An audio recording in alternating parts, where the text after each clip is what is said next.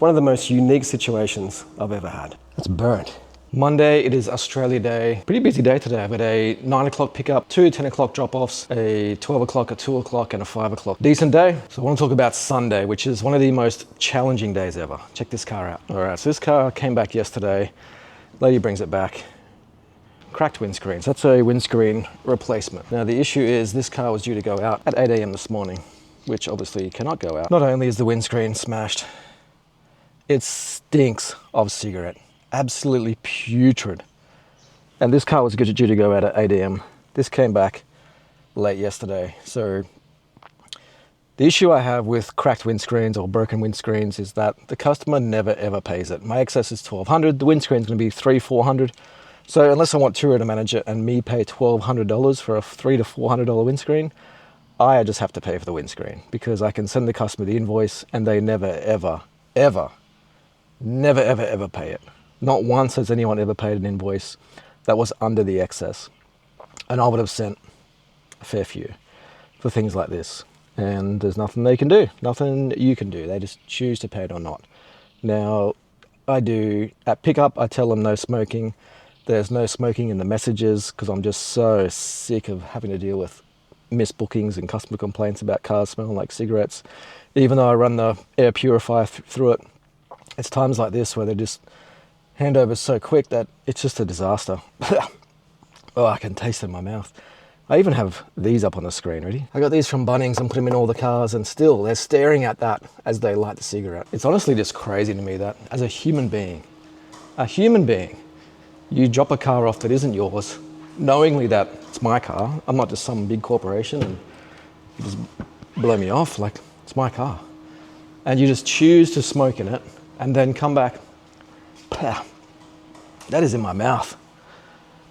That could be something else rather than cigarettes. That could be, oh, that is rotten. Oh, that is foul. Whatever that is, it is not on. So I'm gonna have to do an air purifier on that today, which is a couple of hours. I had to change the booking and put the other customer into another car, which the only car I had was another hybrid RAV4, which is more expensive. So now I'll lose revenue on that car.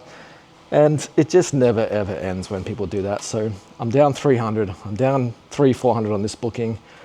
And you just cannot win. That's just my frustration for yesterday. Let's get on with today. Now, if you've done Turo for any type of period, you know when someone's extending the trip, want to go somewhere else today, one more day of shopping, just an extra day out, and today's extension excuse is Australia Day.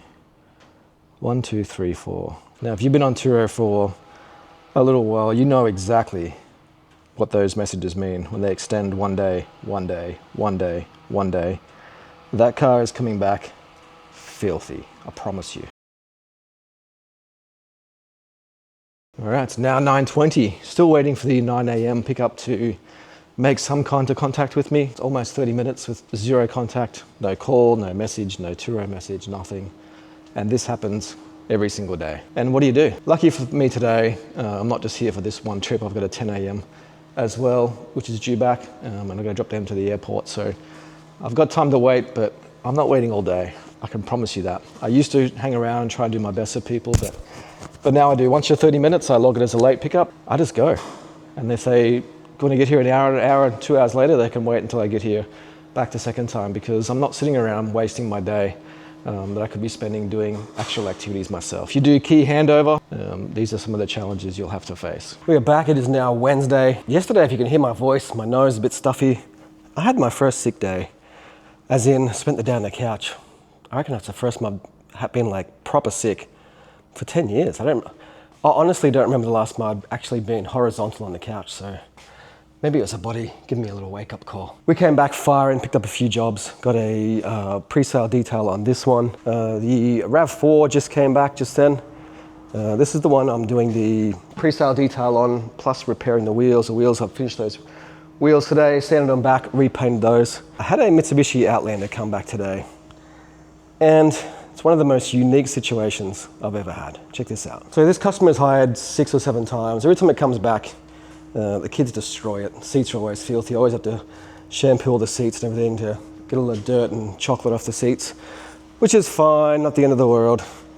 But this car's been a bit of a workhorse. It's starting to get a few dings about it. But something that's never happened before that is a new one for me even. I didn't notice it and I didn't take a pre-photo of it, so I'm not going to be able to get it through insurance. But check this out.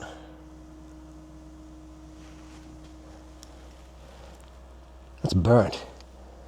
So the story is they had a mosquito coil. They jammed it in there. As you can see, it's all pulled forward, so they jammed it in there. And they sat in the back to get the mosquitoes out. They forgot about it, and it went all the way to the end and burnt the roof. I'd imagine that's a full replacement. I don't know. Could you patch it? Maybe, I guess. I'm not 100% sure. This has honestly never happened before. It's not really a photo I would take, is the back corner of the roof of the car. So even for me, that's a new one. So I think I'm just going to try and patch it up somehow. I don't know, but I'll give it a shot. The other thing that came back, this panel was dented. I'll show you here. This panel was pushed in. I've managed to put a suction cap on it and pull it out, but it's still creased that spot. I'll put a little video here so you can see the whole thing. That's certainly not ideal. And as you can see, this car, I've had it since the start, really, 4 years. And it's got dings and scratches and nicks and dings all over it. This is the one where the customers tried to wash it with a scourer pad. I don't know if you can see the scourer pad marks. Had bird shit on it, and they decided to scratch it with a scourer pad. So this is one of those cars where it's just dinged up, and it still performs really well. It rents really well. Its usage rate is still very high. It's priced well. It's profitable. I own it, so it's all good. And but certainly as time goes on, I'm being exposed to things that are more and more unique. That's for sure. Let me know in the comments if you do Turo, and what is the most unique experience that you have had. I'm keen to know if it's just me or not.